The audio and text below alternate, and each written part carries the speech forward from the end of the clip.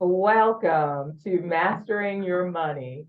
And Mastering Your Money is a part of a series of financial literacy trainings that we are sponsoring here at the YWCA Hartford region. These workshops are leading up to our culminating event, which is the Denise L. Napier Money Conference for Women. This series has been sponsored by Santander Bank for the last 2 years, and we are so grateful for their support in making today's webinar, as well as our annual Denise L. Money Conference possible. So thank you for your generous support.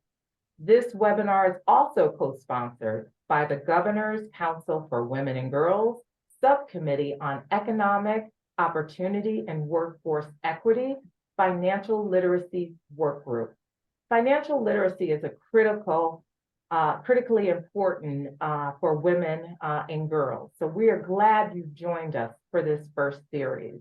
Some of the top pressing issues that women are faced with as they're planning for the future is the need for life insurance.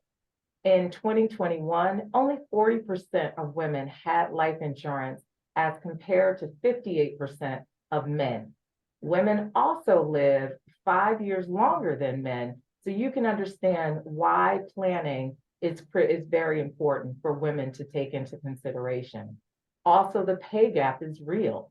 It's widely known that women face an income gap, making 82 cents on every dollar that a man makes, again, impacting retirement planning. It's very important that women save for that retirement and take into consideration emergency planning and funds. So women are also managing multiple to-do lists and finding it challenging to live paycheck to paycheck. So it's also important for them to get tools and techniques in terms of how they could save and making kind of having those discretionary dollars a reality, which is why we thought this workshop was really important. So many people say that I'm balancing so much, I have to prioritize, home, family, being a caregiver, working, and multiple to-do lists. And what's important is also prioritizing our fiscal and our financial wellness and health. And so we must take charge and move this to the top of our list, and why this workshop with our guest speaker today is so important. So we hope that you take away some realistic tips that will inspire you to make small changes starting today to build your financial strength and wellness. So in addition, I would like to introduce our Lieutenant Governor, Susan Beisowitz, for remarks.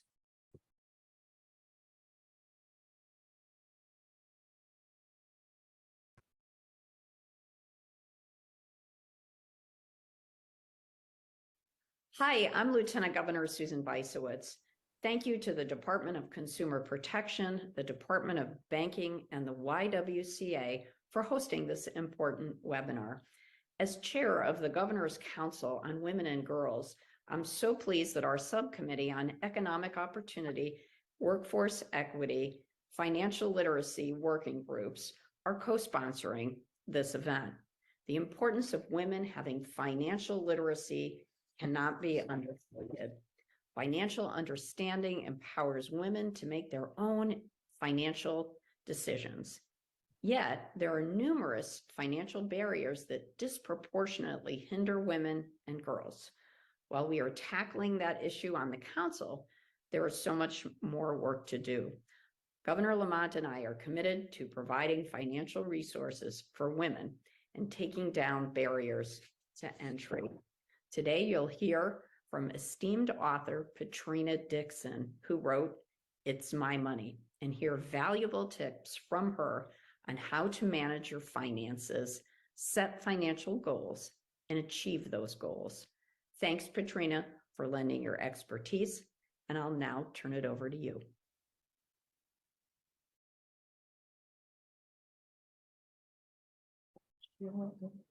Thank you. So I'm so excited to be here today. I am going to share my screen.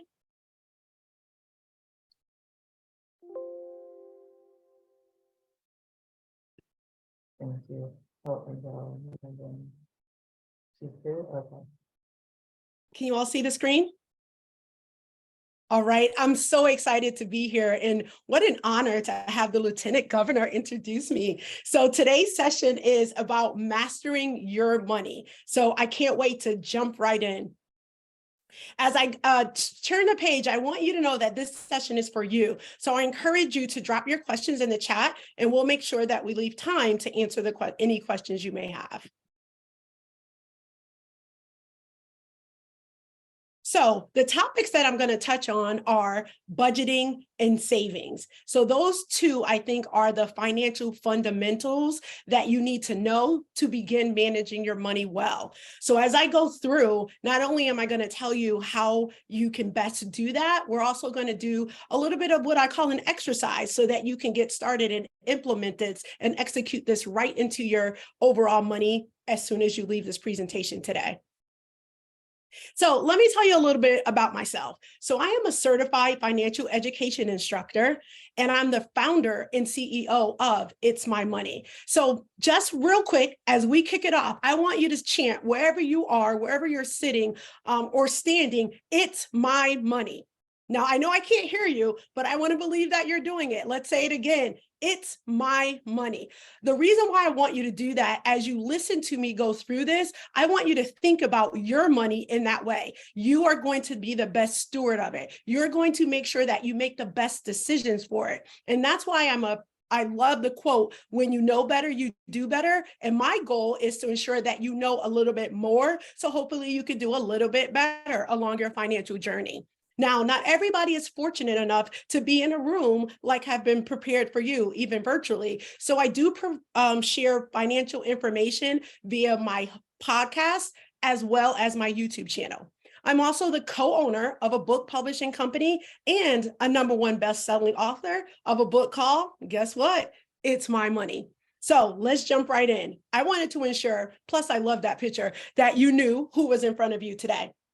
So what is budgeting? Drop it in the chat. What is budgeting? When you hear that, what does that mean to you? We'll take a couple moments while you do that. What is budgeting? So Donna, if you see some drop in the chat, let me know what they're saying. What is budgeting? When you hear the term budgeting, what does that mean to you? Nothing yet. Nothing yet. Okay, let's jump in. So maybe you all don't know. That's why you're here today. So I call budgeting a spending plan. And the reason why I've renamed it, if you will, because a lot of people do not budget today because they don't like the word. They see it as restrictive. I don't want to work all week long and then be told I can't do things that I like to do. So I want you to rethink about what budgeting is, because budgeting really is planning out your spending. So you are going to tell your money where to go. It's really done in 3 steps. So you have to write down all of the money that you get in. And the reason why I say that you get in, because people get money in many different ways. Some people go to work every day and earn it. Some people own their own business and get it that way. Some people have worked for many years in their lives and they get the money sent to them on a monthly basis. So however you get your money in, which is called your income, you need to write that down. So that's important, step number 1. Now, here's the key that I want you to know with this. You cannot guesstimate or estimate. You can't round up or round down. You have to write the exact amount of money that you get in. The next step is to write down the money you plan to spend. Now, this is important. You plan to spend. Now, oftentimes when people do budgeting, they do it on the rent, the mortgage, car payment, the various different bills that have due dates every single month. What I want you to do is expand your thought process as it pertains to your budgeting and spending plan to include everything you spend money on. So if you have a car, you may have a car in payment because some people have paid their car off. You may have car insurance, but you also have to put gas in it in order for it to move. So food is another thing that doesn't have a due date. You want to include that in your budgeting as well. So hopefully you get the theme here. All the money that you plan to spend, you want to write that down. That is classified as your expenses. And here's number 3. You want to make sure that you write down the money you actually spent. Yeah, what I mean by that is you may plan to do XYZ with your money, but then life happened and you ended up doing something else. You want to go back and revisit your budget and make sure that you reallocate the dollars that you have allotted for a certain item, write down what you actually did. So if you were unable to take care of one you wanted to in week 1, week 2, whichever it was, you want to make sure you add that to your next budgeting or spending plan going forward. So it's really important that you do all 3 steps. Number 1, write down all the money that you get in, exact amounts from all sources. Write down the money you plan to spend, which are your expenses, and then write down the money that you actually spent. So again, I'm not just going to throw up 3 steps for you. I'm going to show you how to do it. So first, you have to say, what are my needs and wants? So on the left side of the page, I put some needs. So these are things that you have to do, you can't do without. So it may be rent, mortgage, cell phone, car, food. But then on the other side, there's things that you want to do. So it may be the new iPhone, it may be a luxury car, it may be Starbucks, lobster for food instead of chicken, as an example. Maybe cable is a want. So those are some things that are wants versus needs. It's really important that you categorize the various different things that you're going to spend your money on so that you ensuring that you're taking care of your needs and not just your wants. So as you think about your budget, really, I want you to understand that you still can do your wants. It's just maybe when. I want you to have a sense of an appreciation for delayed gratification. A lot of us want things when it comes out and it's brand new. We want, when we have an urge, we want to go and take care of that urge. Maybe you had a bad day, so you want to go to the mall and spend. So I'm not saying that you can't do that. I want to make sure that whatever that is, whatever that urge is for you, it doesn't disrupt the things that you need to do. Because what happens is when you take care of things that you want to do without considering your needs first, then that can bring along what some may know as stress. So we don't want you to have financial woes on needs trying to take care of your wants. So if you can, within the chat, I want you to not, Patrina, but your slides, one technical difficulties, they're not advancing. Oh, so what slide am I on now? You're on your first slide still. Oh. But we did activate the chat. So we're like, good afternoon, everyone, and welcome to the chat. So we are okay there. And now we just have to work on your slides in terms of advancing, and we should be ready to go. Okay. All right. So I'm going to continue talking while I try to do that. Technology, man, when it works, it works. And when it doesn't, it can do what we're experiencing right now. So I'm going to try to share. Is it showing something now? Perfect. Wants versus needs. Great. Okay. So please keep me and let me know when that is happening so I can make sure that we keep it going. So wants versus needs. So drop some of the wants in there. So what are we seeing in the chat? Everyone is just warming up saying hello because we have Hello, everyone. Okay, so I'm going to try to bring you back with me. So your budgeting is ensuring that you're knowing how much money coming in, which is your income, and then you know how much going out, which are your expenses. So now we're on needs versus wants. Your budgeting allows you to be able to do your wants comfortably because you've taken in consideration the needs that you have. So you want to make sure you take care of your needs or prioritize those first, and then find out how much you have left in your budget for your wants. I like to say, don't have Friday or weekend fun and Monday regret. In order to prohibit that from happening, you want to make sure that you sit down and plan out your money when you get paid before you start spending, categorize your needs first, and then go into your wants. excellent. We have a few wants trickling in. We have All right. vacations, and a new home. Okay. A new phone. A new phone. Whoever said that, I want the new one too. I have an old one, but if my phone is still if your phone is still working and it does what you want it to do, delay that need until you have it within your budget to be able to do it. Okay, go ahead, Donna. What else is there? iPhone 14 again. Yes. Me too. I'm raising my hand. Me too. A car, traveling, need to save for my son's childcare and buy a new home, vacation, cleaning services. I love that one. Clothing, a new deck. And that, Yes. So as you heard, there's different reasons why people need to manage their money so they can take care of things that they want to do. So not only am I going to take you through budgeting and how to do that, I'm also going to go with saving and how you prepare to do that to help with some of the things that you said as well. So I just want to check, am I on a slide that says, how do I start budgeting? correct. Okay, great. So that's the question, right? How do I start? You may say, okay, Patrina, you got me. I understand. I want to manage my money. That's why I'm here. I now get the budgeting concept or the spending plan. So how do I get started? All right, I'm glad you asked. Let's jump in. So first thing first, prioritize your expenses because you already know what your income is, where you're getting it from, and how much it is. So what I've done on this page is try to, or took some liberties on what a good chunk of you may spend your money on a given pay cycle. So if that's a weekly pay cycle or a bi-weekly pay cycle, twice a month, which is different than bi-weekly, and monthly. So take a look at this list and let me know, did I miss something? Did I cover just about what most of us do with our money, or do you have something else?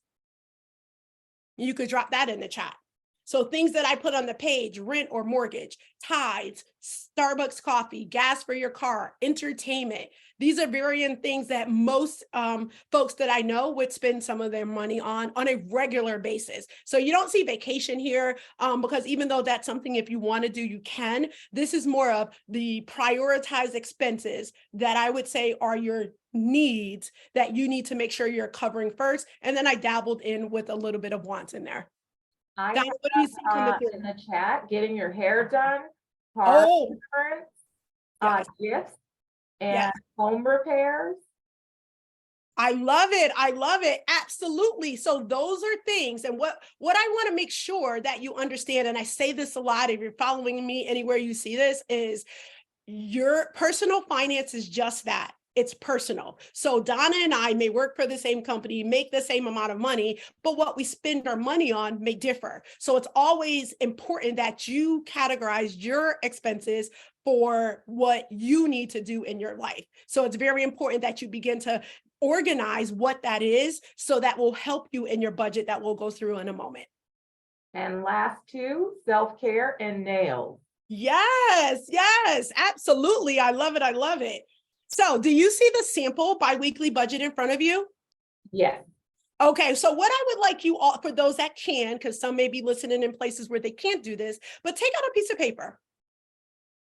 And we're going to go through the 3 steps of budgeting. And we're going to use what I have on the page as a guide to help you do it on your own where you are. So take out a piece of paper. And only in this situation, unless you know the exact numbers, I want you to guesstimate your biweekly income. For anybody that gets money in weekly, I want you to put that amount. If you get paid biweekly, I want you to put that amount. And if it's once a month, put that amount. I have put on a page for this example, $1,500 for biweekly. Now, here's a really important factor. After the word income in the green bar at the top, I have net pay.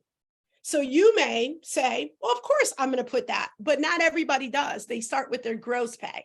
So if you don't know, your gross pay is what you get, whatever that frequency is, weekly, bi-weekly, monthly, and then there may be some deductions that come out of that gross, and what goes into your account or written to you in a check is your net pay. That is the amount that you want to use when you begin doing your budgeting, because that's the amount that you're actually working with. The gross may not be is not usually what goes into your account. So you want to do the net pay. If you don't know what that is, after today's session, the next, go back and look at your last pay stub. If you work for an employer, you may be able to get that online, wherever you get it, and literally look at that and get to your net pay. Another way that you can find this number is if you have your money directly deposited into an account of yours, banking account of yours, you can go to that statement on the pay date that you got paid last and look at the amount that went into your account. That's one way where you can find it. Now, if you have different things coming out of that, that may not come out all the time, you're going to have to figure out what your net pay is. But most times you can go to your employer site if you work for an employer or your banking account and find it. If you are an entrepreneur, full-time entrepreneur, then you want to take a look at what you're paying yourself and kind of come up with that number.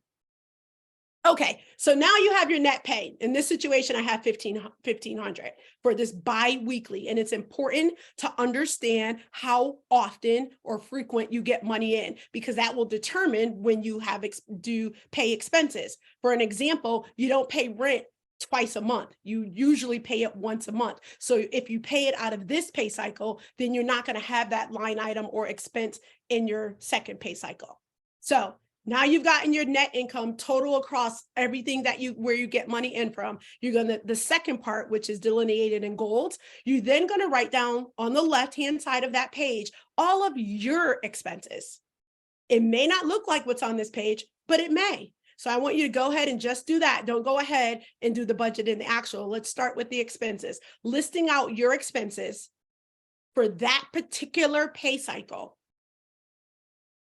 Don't do all expenses that you have for that particular pay cycle. Some examples are the ones that we saw on the page before. So utilities, savings, food, cell phone, credit card bill, whatever it is that you have, I want you to list that to down the left-hand side of your page. Then I want you to put the amount from that particular paycheck next to each expense. And that would be the amount that you plan to spend.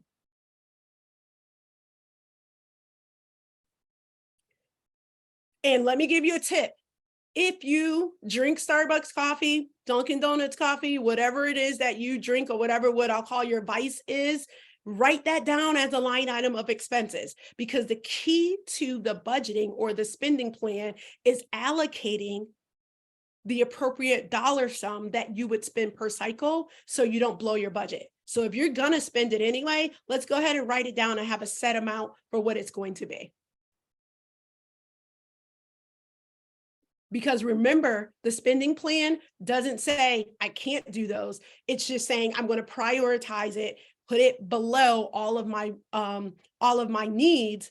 And then it will determine if you have enough or how much you have left to be able to do that. So if you look at this example that I have on the page, that may be similar to what you have written down. I did all of the things that this is saying I'm planning to do with my money. Now, $1,500 is what I started with, and then I did some of the things that I plan to do. I actually have, on this example, $700 left over. But I'm the same person who says, I live paycheck to paycheck. I don't know where my money is going. Most times that people say that, that's because they aren't sitting down with their money, being intimate with it, telling it what to do. But you listening today, or maybe even coming in here, that's what you're doing. So you have a better handle of where your money is going and what you're doing with your money. But if you're one of the people that say, I got paid on Friday, now it's Tuesday, I don't know what I did. Or I spent money on clothes and now I got to bring them back because I don't have enough money to pay the cell phone bill. I'm raising my hand because that was my story. Like, I made a lot of money. So it's not just how much you make, it's what you do with what you make. But I made a lot, but I spent a lot, and I wasn't managing my money well. And the reason why I do what I do is because when I learned how to do it differently, I wanted to teach everybody how to do it. So now let's go over to the third column. And the third column is actual. So in this example, right, what actually happened was different what was planned. So rent is rent. So that's going to be the amount that's paid. But I originally had on here that this person planned or didn't plan to save. Saving is really important. And we're going to talk about that in a moment. So that is a different number on the actual side than on the budget side. The food, this was bi-weekly. And usually you need a little bit more money spent on food in a bi-weekly. So we put a more realistic number of what actually happened there. And then you see the various different numbers down the page. Now, the interesting fact with the actual side even in situations where you don't think you have enough, if your money income and your expenses are similar to this, there's still money left over. What happens is when you begin to master managing your money, you will sit down with it, tell it what to do, and ensure it does what you said. That's why I like in the beginning when I said, chant, it's my money. I am going to be the best steward of it. I'm going to tell it where to go, because how many people know that money will spend? So why not be, you're the earner of it, right? The receiver of it. Why not be the one that dictates where it goes? Don't let it go where it want to go. Make sure that you tell it where to go. So if you have done this exercise, have any of you found that you had way more money left over than what you had coming in? Because sometimes it's eye-opening, like, wait a minute, I made this, I paid this, that, and the other. It says I should have 600 left, but I never have 600 left. Does anybody find, if you use your own numbers and not that in the example, that you should have more money than you usually have after every pay cycle? Any yeses?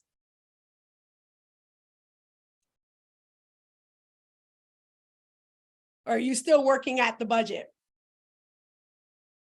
I think they're still budgeting. Okay. And I also dropped in our partnership with the state, with the Governor's Council for Women and Girls, and the subcommittee created a financial literacy portal where there's additional resources. So I also dropped that into the chat that they can reference at a later time. All right, thank you. Okay, so the budgeting is this. Make sure that you write down your total net pay across all sources, exact amount. Think about things that you spend money on and how frequently you do so, and align that to how frequently you get paid.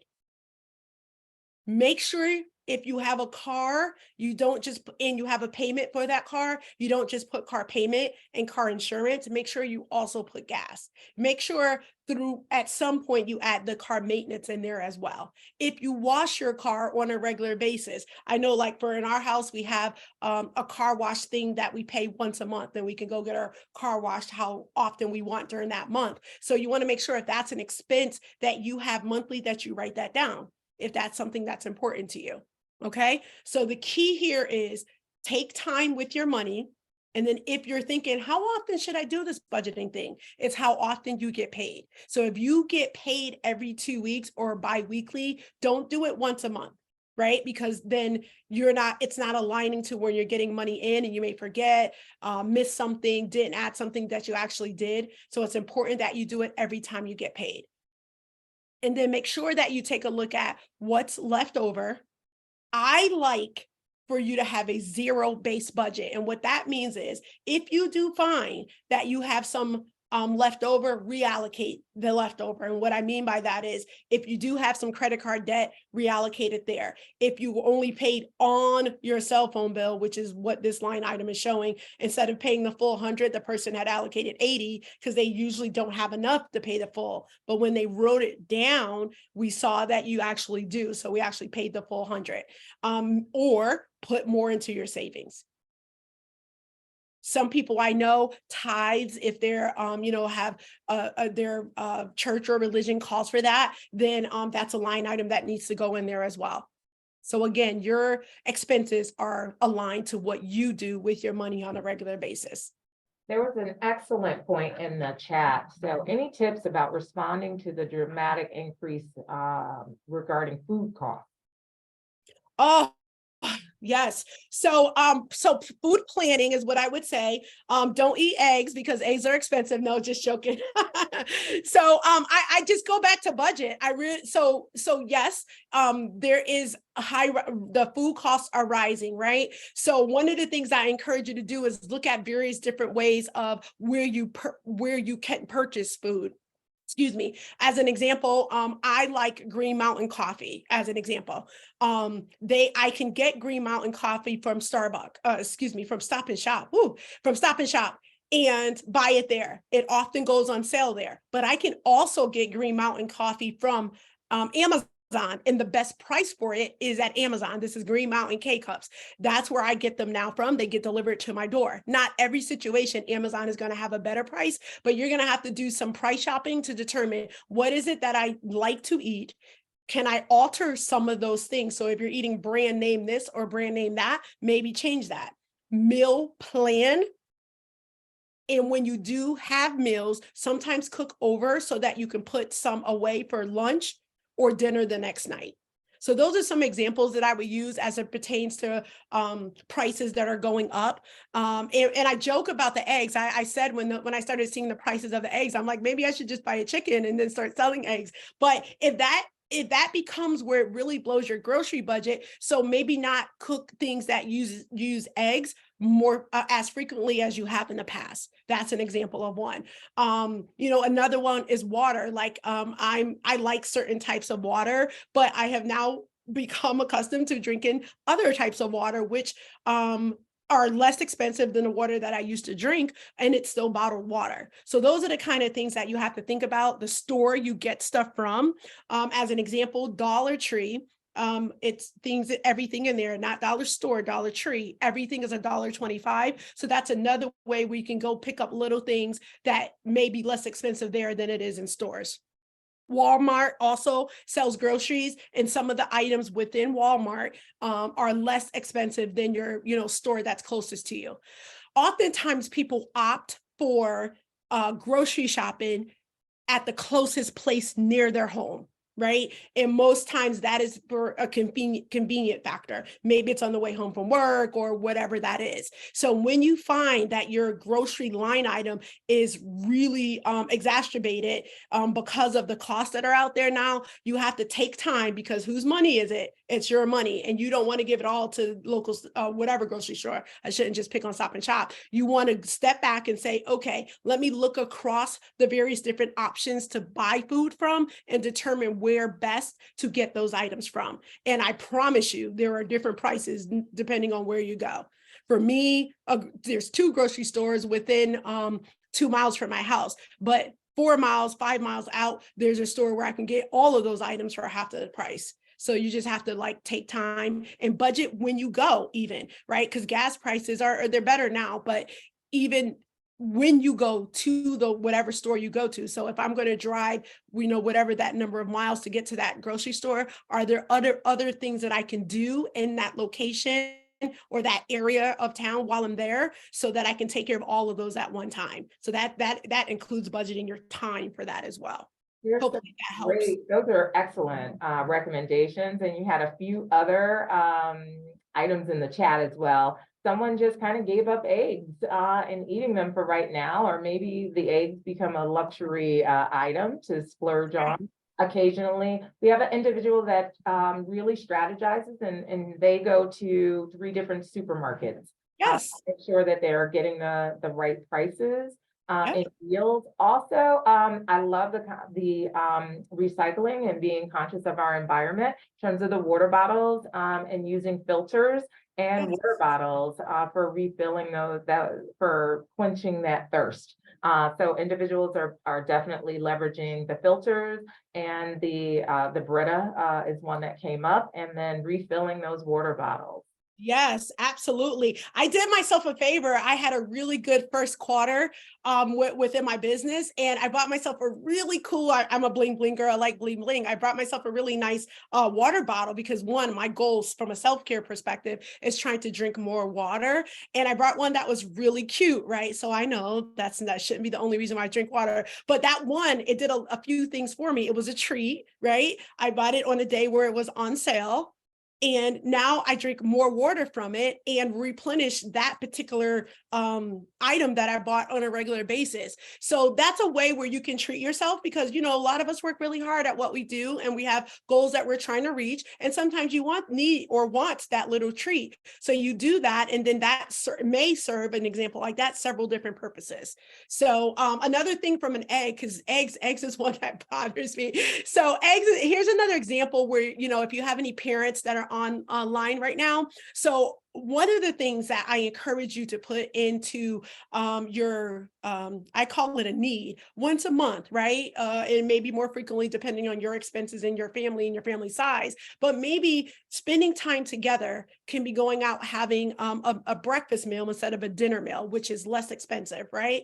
And then that's when you order your meal that has eggs because you haven't had them in the last couple of weeks because of your grocery budget. So now you get in the eggs because, that's what you like and you haven't been able to put them in your budget. But now you have quality time with your family.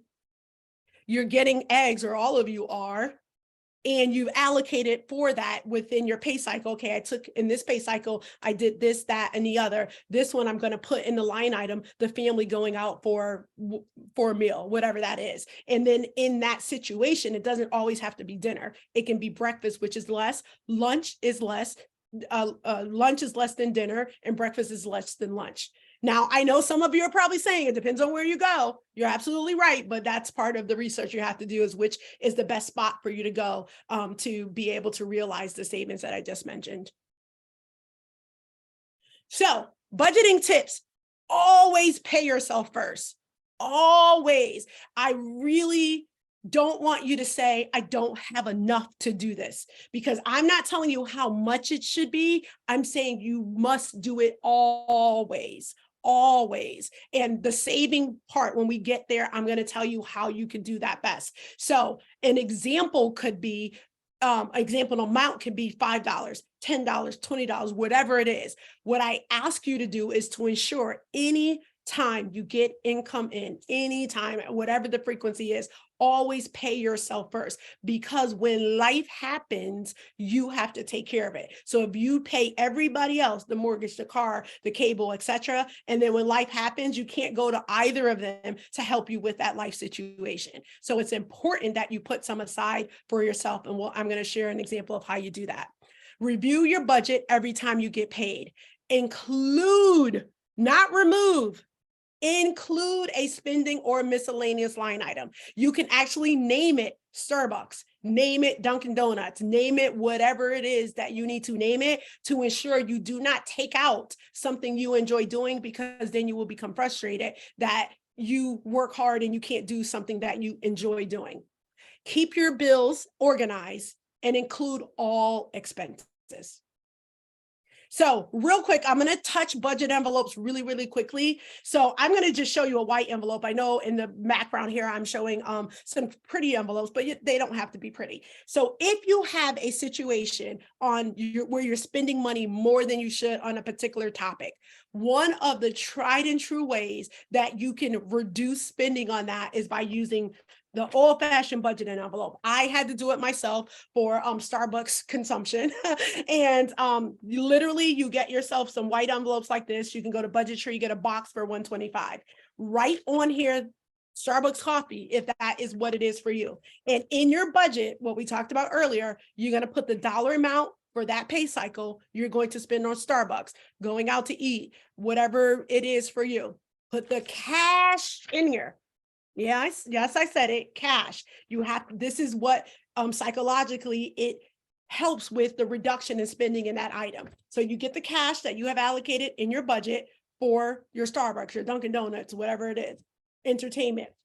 Put that cash in here. When you go and spend money on that item that's on the front of this envelope, then this is where you would spend from. So if it's Starbucks, you go to Starbucks, order your coffee, pay for it out of here. And once the money is depleted, you cannot replenish the envelope until you get paid again. So the tip is, you get to do what you like to do. You have allocated within your budget how much it is. Once the envelope says it's gone, it's gone. Until you get paid again, then you replenish the envelope. The reason why it's important to get cash out, because as you know, they are making it very easy to spend money. You can tap your card, slide your card, you can do various different things. And then it requires you to go back home, if you remember to do so, and write down how much did you actually do with that money. But you know you're spending too much on that item. So define that category, use a budgeting envelope, put actual green cash on the envelope, and only spend from the cash envelope, and do not replenish until you get paid again. This really is what I used for Starbucks coffee years ago when I learned about budgeted envelopes, and it really, really, truly made a difference for me in that spend. Thank you so much for sharing that. And we had two other questions, and you're right on point with savings. Yes. Do you have any suggestions on savings, and then how to do that? And then the other one was any tips on how to deal with tax refunds Oh, outside of your kind of usual budgeting? Would you include that? So those are two really great questions that came through the chat. all right. I have a whole section on saving. So I'm going to take the tax one first. And then hopefully when I go through the saving portion of our presentation today, I'll cover what to answer your question there. And if not, chime back in and ask your question. So I love the question about tax refund, because a lot of people think that, oh, I got a free money. Let me go shopping. Let me take the kids out. So yes, take a portion and go and do that if that's important for you to do. But this is the time where you have what I'll call an influx of money that happens once a year, that you need to ensure you're doing something that will help your future self, right? So what can that be? So debt weighs on us. So if you have debt, use it to wipe out some of that debt. That's one way you can do it. If you don't have any debt and you don't have an emergency savings fund, then that's where you want to put it. And I'll through this savings section, I'm going to share with you my thoughts on where best to save it. So that's actually, that should be number one, and then the debt, right? Depending on your situation. And then I am an entrepreneur. So this is the time. If you ever had that itch, use that to get started. So those are three ways that I would suggest you consider a tax refund, which again, like I said, happens once a year for most people. I wouldn't encourage you to budget it the way you did, except if you have debt and you want to clear debt out. So again, let me just restate what I would suggest. I would suggest ensuring you have emergency savings. And I'll share where best that you can consider saving. Second would be wipe out debt. And third would be, if you have the entrepreneurial bug, and not everybody does, that would be a way to kick that off. All right, so let me go into saving. Why is it saving? I'm not, for sake of time, I won't have you drop it in chat because some of you said it earlier. Some people said retirement, vacations, debt, buy a new car. All of those answers are right. Whatever it is that you think it's important to save for is important to save for. Retirement for some is another. So whatever is important for you as why you want to save your money, because it's your money, that's the answer to that question.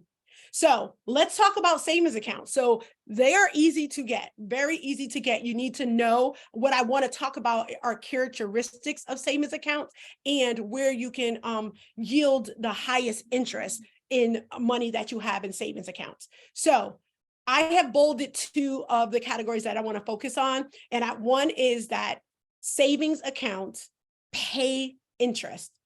So let me say that again. Savings accounts pay interest. So this is a way that the bank pays you for your money staying in the bank over periods of time. Savings accounts are not used like checking accounts. Okay. Checking accounts, I define as an operating account. Money goes in, money goes out. I pay my bills, I pay to, do whatever I need to do, either electronically via a check or using the card to do so. Savings accounts is putting money in there that I don't need unless life happens, or for whatever I'm saving for, vacation, retirement, etc.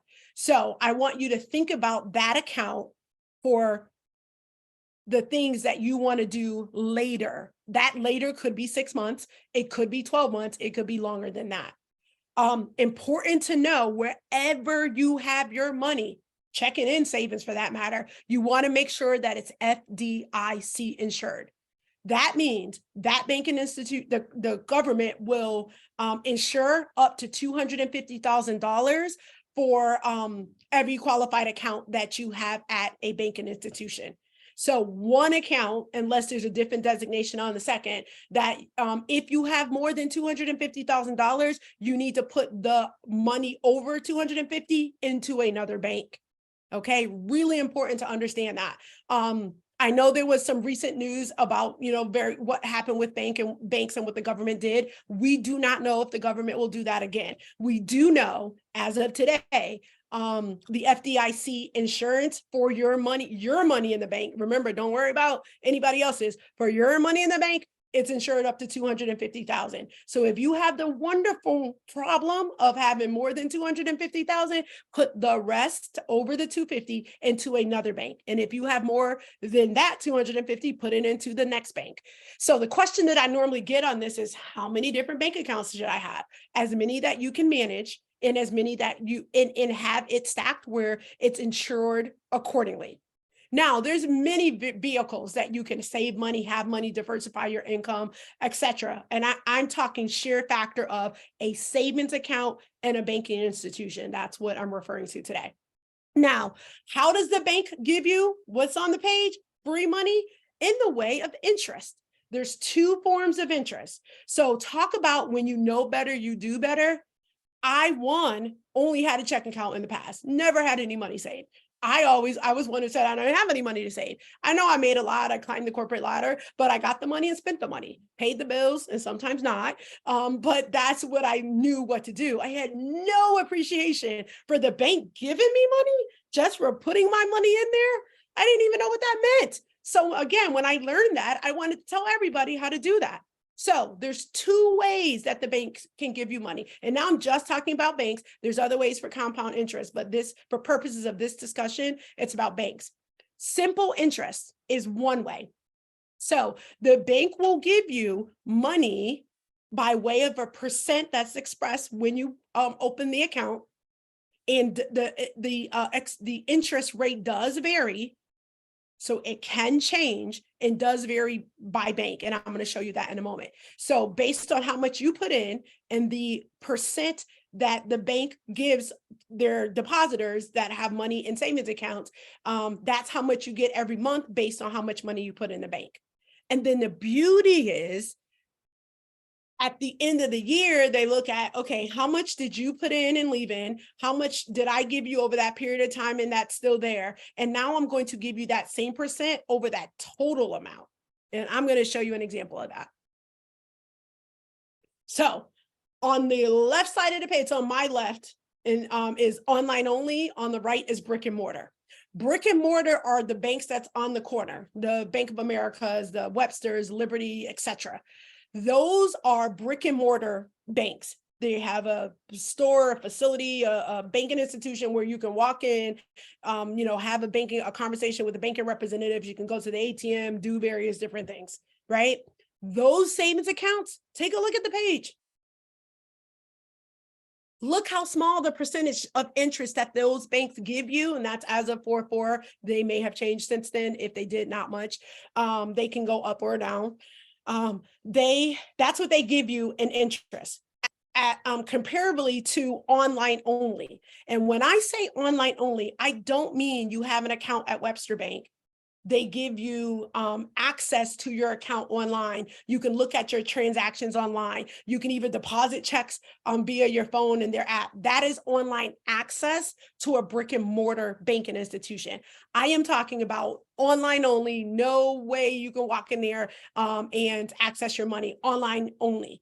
The percentage of interest that your money earns being an online only banks, online only savings accounts at banks is drastically different than brick and mortar.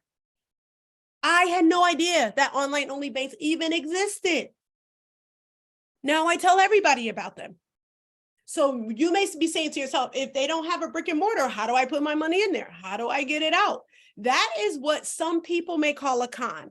I call being able to take it out being delayed, meaning 24 to 48 hours it takes to get it out, and you get it out by ways transferring it to another account that supports the delayed gratification.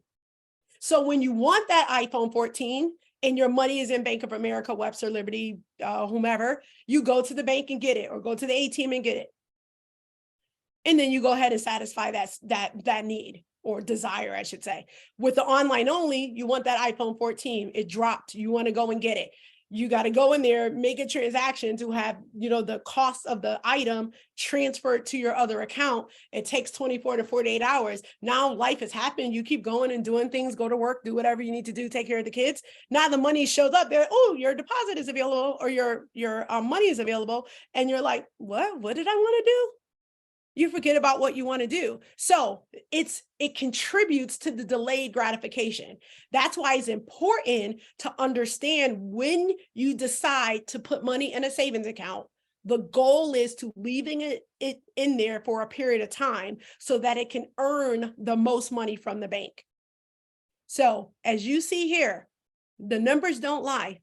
These are real numbers that you can earn with your money being in online only savings accounts versus the little bit that you earn on the brick and mortar. Huge difference. We had a couple of questions in regards to this, and I know we're near our time. So are online banks FDIC insured? And then which are better for interest rates, banks or credit unions?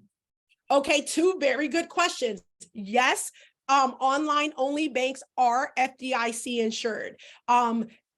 Either brick and mortar or online credit or online banking institutions must tell you if they are FDIC insured. So if you go on their webpage, or for brick and mortars, you go into their store, it will say on the window in the front, or when you go and open the account, it will say, or you can ask the question, but most of them plaster because they want you to know that they are FDIC insured. I'm going to give you two resources where you can compare online only accounts. I just put 4 up here. There's a bunch.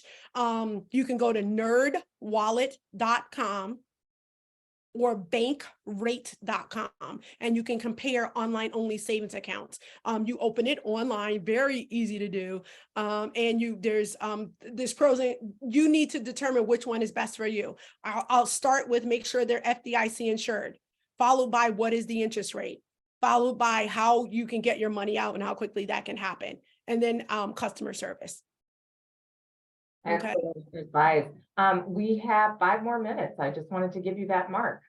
Thank you. I appreciate that. And I could go on and on, but we're covering these 2 topics. I love sharing this information because it transformed my life when I learned how to do money differently. And this is if you didn't even make any more, and you make what you make today. And if you just do it differently, it will, I promise you, it can transform your life. Okay, so here's quick math, right? So let's pretend you put 100 in the savings account and you got 10%. There's no bank that offers 10%. It was just easier math for me to use 10%. If you do find a bank with 10%, please let me know because I want to put my money in there. But for simple, quick math, right? On the left-hand side, your $100. If you put it in and don't touch it, eventually you have $244 after 12 plus months. On the right side, there's no comparison. I didn't even do the math. 12 cents is pretty much what you'll earn even after a year. So now I'm not talking about checking, I'm talking about savings for emergency, savings for college, saving for doing the deck, saving for retirement, whatever that is, different than a retirement fund. Online only savings account, I cannot tell you how much I encourage that. Regarding the credit union is going to be in between. Right. So you have your brick and mortar, credit union in the middle, online only savings account will usually yield higher than credit unions. Credit unions, you have to have eligibility, like worship in a certain place, work at a certain job, live in a certain area, military, etc. If you fit that eligibility and you can have an account at a credit union, that is a good option for saving account as well. Credit unions are not FDIC insured. They're NCUA or NCAU, one of those 4 letters. So don't hold me to that. It's definitely NCA and U. I forget the order that they're in, but it's that particular insurance for credit unions is like FDIC insurance, and it's also $250,000. So again, most credit unions have that particular designation that has that insurance. So you want to make sure that your credit union has that. But credit union is also a really good option for savings as well. Okay, if you save $10 a paycheck, $10 a week for if you get paid every 2 weeks, maybe that's 20, your money will accumulate faster than you think it will. If you're not saving today, I encourage you to start with 10. I'd rather you start with 10 and then increase it as you go along when your budget allows for it, versus saying, oh, Patrina had me so jammed up, so excited. I am going to leave here and start doing $100 every pay cycle. If your budget doesn't allow for that, don't do that, because what'll happen is you'll put 100 in, then you'll take 10 out, then take 20 out, then take 30 out. I'd rather you start small and increase as you do the budget, and you're finding that you have extra, then you can increase. Your employer will allow you to make those changes online. I encourage direct deposit into your savings account. So just like your employer can directly deposit into your checking account, they can directly deposit into your savings account as well. Most employers allow you to have money go in 3 places. So if you have it in checking today, open up a high yield savings account, and one of those places, or one of the places you find with your research, and have a portion of your money go there. Okay, I'm going to leave you with this, because I know I'm about to be at time. You got this. Let me tell you, I sit before you today because I once had to sit in the chair and listen to somebody else. The thing is, you have to execute on something when you leave here. I shared a lot, and you all can find me. It's My Money across all social media. My website is itsmymoney.info, not .com. You can come find me, ask me questions, but I'm going to leave you with this. The only situation that can place a limitation on your elevation to your financial destination is procrastination. So don't spend the hour here today. Give me some high fives, or maybe even some claps, and then walk away and continue your day and don't take anything away. So I encourage you to take away something that I shared here today, and implement that into your financial situation. And with that, now it's time to take out your phones and hit that QR code. And I appreciate you being here today. We appreciate you, and the chat is just blowing up with thank you, and just really, they enjoyed your work. And again, please use the QR code. This is the first part. We're doing 2 more. Some recommendations that came up is understanding your credit score and managing that. Also entrepreneurship, retirement was some of the feedback that we've received. So if you would like to see a different workshop in our next, we have 2 more series, please put those recommendations in the chat. Patrina, thank you. You are fabulous. Please follow her. She is so accessible and so passionate about this work. She's at the Capitol talking about the importance of it for high school students. You're just really everywhere, and we just thank you for your time, and always just being a steadfast partner with the YWCA Hartford region. So again, I want to thank our partners with the Governor's Council for Women and Girls, and our fantastic financial literacy subcommittee group, and all those that are involved. They're fabulous to meet with every month to really talk about how we can improve the financial stability and wellness for individuals. So please visit that link in the chat. There's tons of resources throughout the state of Connecticut, even in the Fairfield County area, up in Torrington, all over. So wherever you are, you can find something that will work for you. And again, thank you, Santander Bank, for championing this work and stepping up 2.5 years ago to sponsor this work that we're doing here. So stay tuned. I did capture in the chat the first 10 individuals who logged on. I have your information, and you will be hearing from me to receive your book. So congratulations on those first 10 participants. You will receive It's My Money. And again, I hope you use it and you feel empowered. So thank you so much, and have a wonderful day. Thank you. Bye.